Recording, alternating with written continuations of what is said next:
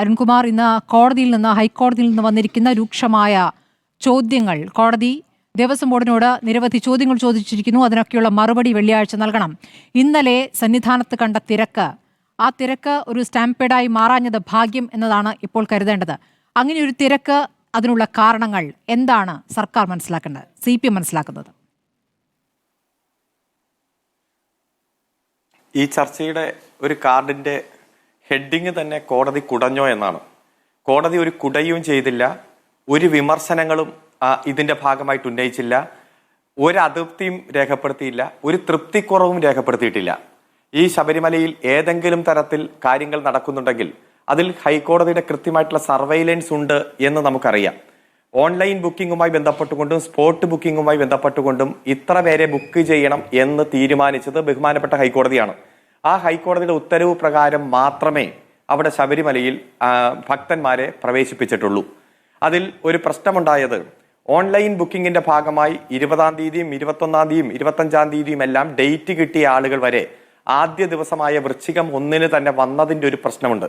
കെട്ടും കെട്ടി ശബരിമലയ്ക്ക് വ്രതം നോറ്റ് ശരണവും വിളിച്ചു വരുന്നവർ അവരുടെ കയ്യിൽ ഓൺലൈൻ ബുക്കിംഗിന്റെ ടിക്കറ്റ് കാണുമ്പോൾ പോലീസുകാർ കടത്തിവിട്ടു. അതിൽ പർട്ടിക്കുലർ ഡേറ്റ് വെച്ച് ആ ഡേറ്റിൽ മാത്രമേ ഉള്ളിലേക്ക് പ്രവേശിക്കാൻ പറ്റൂ, മല കയറാൻ പറ്റൂ, സന്നിധാനത്തിലേക്ക് പ്രവേശിക്കാൻ പറ്റൂ എന്ന രൂപത്തിൽ നിർബന്ധ ബുദ്ധിയ ഉള്ള ഇടപെടൽ അന്ന് പോലീസിന്റെ ഭാഗത്തുനിന്ന് 17-ാം തീയതിയും 18-ാം തീയതിയും ഉണ്ടായില്ല.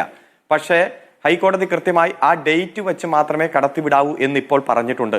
അതുപോലെ തന്നെ സ്പോട്ട് ബുക്കിംഗ് 20,000 ആയിരുന്നു, അത് 5 കുറയ്ക്കാൻ പറഞ്ഞു. അത് കൃത്യമായിട്ട് പാലിക്കപ്പെടും. ഒരു തരത്തിലും അവിടെ ഏതെങ്കിലും തരത്തിൽ ഹൈക്കോടതി വിധിക്ക് വിരുദ്ധമായിട്ട് പ്രവർത്തിക്കുകയോ ഹൈക്കോടതി അതൃപ്തി രേഖപ്പെടുത്തുകയോ വിമർശിക്കുകയോ ഒന്നും ഉണ്ടായിട്ടില്ല. ശരി, ഞാൻ കോടതിയുടെ ഭാഗത്തുനിന്ന് വാചകങ്ങൾ അഡ്വക്കേറ്റ് അരുൺകുമാർ, അങ്ങനെ കുടഞ്ഞു എന്ന വാക്ക് അങ്ങേക്ക് അനിഷ്ടമുണ്ടാക്കിയെങ്കിൽ കോടതിയിൽ നിന്ന് വാചകങ്ങൾ ഞാൻ അങ്ങേക്ക് വായിച്ചു കേൾപ്പിക്കാം. ഭക്തരെ 18-ാം പടിയിൽ നിന്ന് വലിച്ചു കയറ്റുകയാണോ? ശബരിമലയിൽ തിരക്ക് നിയന്ത്രിക്കാൻ പോലീസ് മാത്രം പോരാ, എത്ര പേരെ ഉൾക്കൊള്ളാനാകുമെന്നതിൽ വ്യക്തത വേണം. സെക്ടറുകൾ തിരിച്ച ആളുകളെ നിയന്ത്രിക്കണം. 6 മാസം മുൻപെങ്കിലും ഒരുക്കങ്ങൾ തുടങ്ങണമായിരുന്നു. ഭക്തരെ തള്ളി ഒരു ഭാഗത്തുനിന്ന് മറ്റു ഭാഗത്തേക്ക് മാറ്റുന്ന തെറ്റായ സമീപനം. ഭക്തരെ തിരികെ കയറ്റിയിട്ട് എന്തു കാര്യം?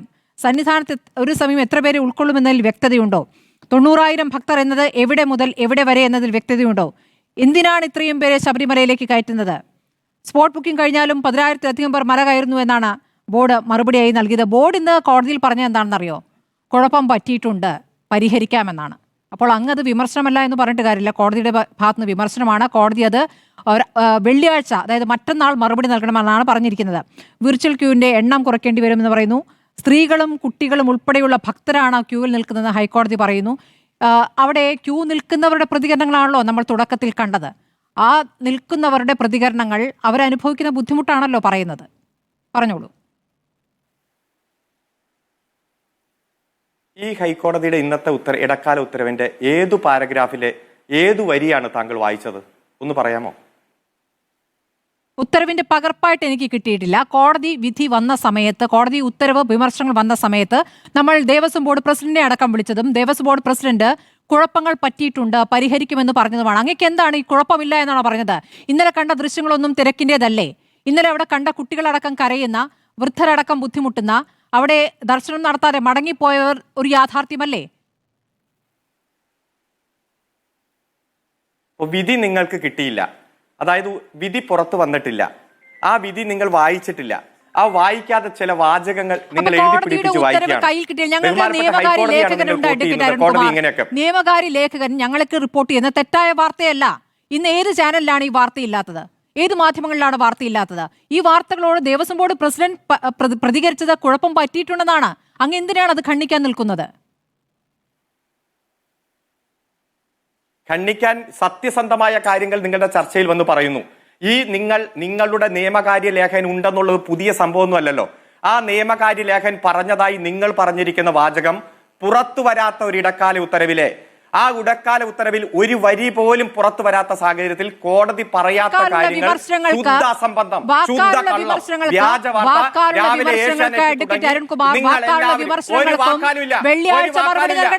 കോടതി ചോദ്യങ്ങൾ ചോദിക്കുന്നത് ഉത്തരവിൽ അതുണ്ടോ എന്നുള്ളതല്ല. കോടതി വിമർശനം ഉന്നയിച്ചു. എന്തിനാണ് കോടതി ഈ കേസ് പരിഗണിച്ചത്? കോടതി എന്തിനാണ് ഇന്ന് ഈ കാര്യങ്ങൾ പരിഗണിച്ചത്? അങ്ങ് അത് പറയൂ. ശബരിമല എല്ലാം ശുഭകരമാണെങ്കിൽ കോടതി എന്തിനു പരിഗണിക്കണം? അതൊന്ന് പറയൂ. മണ്ഡലകാലം തുടങ്ങിക്കഴിഞ്ഞാൽ അല്ല, നിങ്ങൾ കേൾക്കൂ, നിങ്ങൾ മര്യാദയായിട്ട് നിങ്ങൾ പറയുന്നത് ഞാൻ കേൾക്കുന്നുണ്ടല്ലോ. നിങ്ങൾ കൊണ്ടുവരുന്ന വ്യാജ വാർത്തയെ സാധൂകരിക്കാൻ നിങ്ങൾ എന്തും പറയും. കോടതി മണ്ഡലകാലം വന്നു കഴിഞ്ഞാൽ ശബരിമല ബെഞ്ച് കൃത്യമായി ഈ കേസ് പരിഗണിക്കും. 1-ാം തീയതി പരിഗണിക്കും. അതിനുശേഷം ഏത് സമയത്തും പോസ്റ്റിംഗ് ഇല്ലെങ്കിൽ പോലും കോടതിക്ക് പരിഗണിക്കാം. കോടതി ശബരിമല മണ്ഡലകാലം തുടങ്ങിയതിനു ശേഷം ഉണ്ടായ സൗകര്യങ്ങൾ പരിശോധിക്കുന്നു. കൃത്യമായി സ്പോട്ട് ബുക്കിംഗ് ഇത്ര വേണമെന്ന് കോടതി പറയുന്നു, വെർച്വൽ ബുക്കിംഗ് ഇത്ര വേണമെന്ന് പറയുന്നു.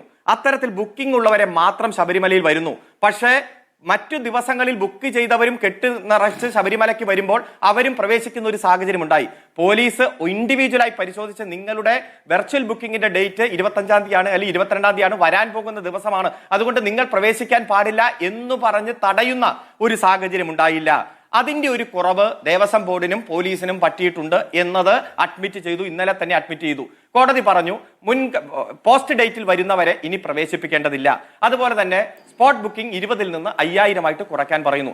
അത്തരത്തിലൊരു സാഹചര്യം അല്ലാതെ ഈ കുടയലും ഈ കഴുത്തെ പിടിച്ച് ഞെരിക്കലും വിമർശനം പോയിട്ട് ഏതെങ്കിലും ഒരു അസംതൃപ്തി പോലും രേഖപ്പെടുത്തിയിട്ടില്ല. ഒരു മിനിറ്റ് അഡ്വക്കേറ്റ് അരുൺകുമാർ, ഉത്തരവ് പുറത്തിറങ്ങിയിട്ടില്ല. അങ്ങയുടെ അറിവിലേക്കായി വ്യാജ വാർത്തകളാണ് രാവിലെ മുതൽ കൊടുക്കുന്നതെങ്കിൽ വ്യാജ വാർത്തകൾക്കാണ് ദേവസ്വം ബോർഡ് പ്രസിഡന്റ് രാവിലെ മുതൽ പ്രതികരണം നൽകിക്കൊണ്ടിരിക്കുന്നത്. കുഴപ്പം പറ്റിയെന്ന് പറയുന്നത് അത് 2-3 ദിവസം എനിക്ക് തരൂ എന്ന് മാന്യമായ ഭാഷയിൽ അദ്ദേഹം പറയുകയാണ്. അദ്ദേഹം വന്ന് സ്ഥാനമേറ്റെടുത്ത് 5 ദിവസമേ ആയിട്ടുള്ളൂ. അപ്പോൾ അദ്ദേഹം അതിനൊരു പരിഹാരം ഉണ്ടാക്കാൻ ശ്രമിക്കുകയാണ്. 20,000-ൽ നിന്നും 5000 ആക്കി കുറച്ചിൽ ഒരു കുഴപ്പം അങ്ങേക്ക് തോന്നില്ലല്ലേ?